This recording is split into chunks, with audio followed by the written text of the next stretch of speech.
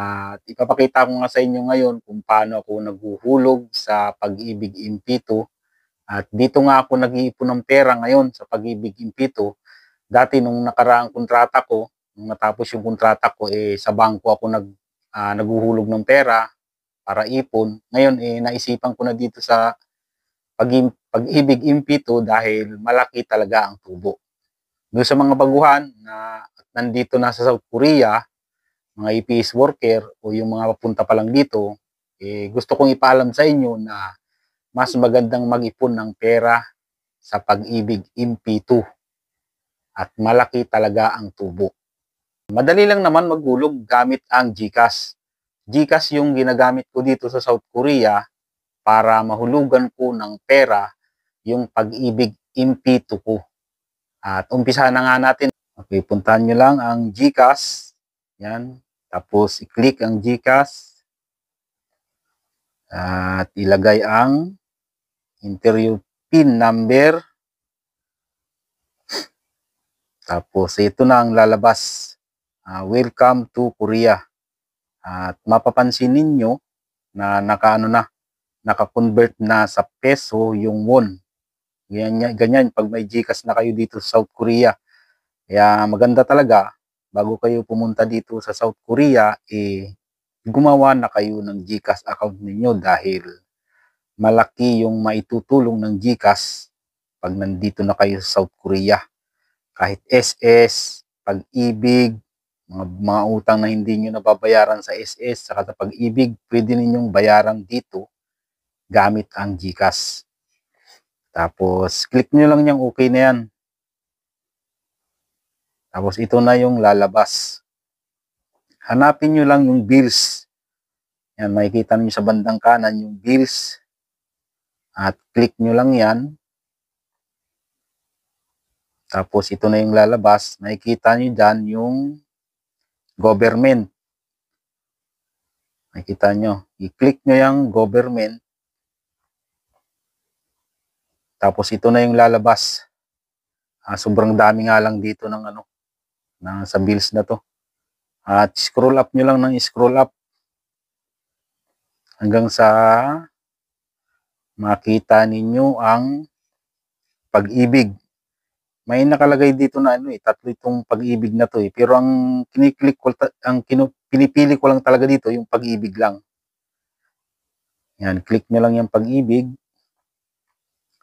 At ito na yung lalabas. Ilagay nyo lang kung magkanong amount ang gusto nyong ihuhulog monthly. Pero dito naman kasi sa Pag-ibig, wala namang problema dito.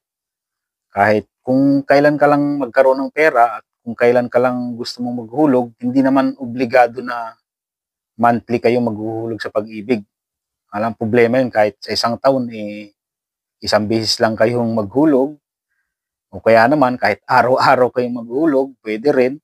Walang dito. Kumbaga basta may pera lang kayo at gusto kayong maghulog. Pero mas maganda rin talaga yung monthly kayo maghuhulog kada sweldo. At ang pinakamababa nga na hulog dito sa Pag-ibig MP2 yung pinakamababa 500 pesos pataas. At ilagay nyo nga lang dito kung magkanong amount. Yan.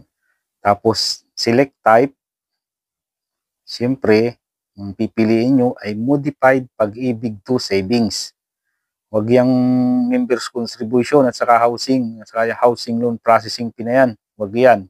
Ang i-click ninyo ay modified Pag-ibig to savings.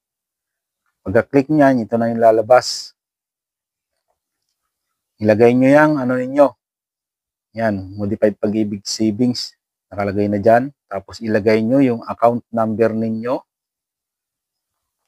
Account number. Tapos period covered from at period covered to.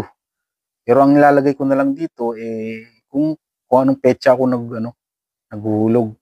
Katulad ngayon, naghulog ako October.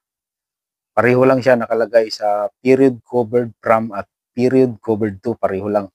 Tapos pwede nyo ring lagyan ng email address ninyo yung active para ma-notify kayo at magme-message sa inyo sa Gmail yung GCash nakatunayan na successful yung paghulog ninyo ng pera sa Pag-ibig Impito. Pero okay lang din naman kahit hindi kayo maglagay ng Gmail.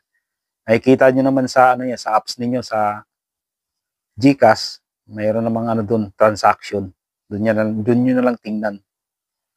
Tapos ito na.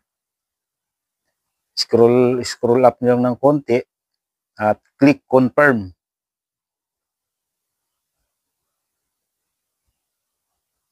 Yan. Yan na yung lalabas. Ganyan na yung lalabas. Nakikita nyo dan yung tingnan nyo lang masyado yung ano, kumbaga iklaruhin ninyo. Baka may mali.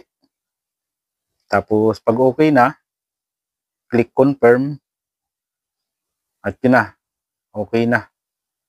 Nakahulog na kayo sa Pag-ibig Impito.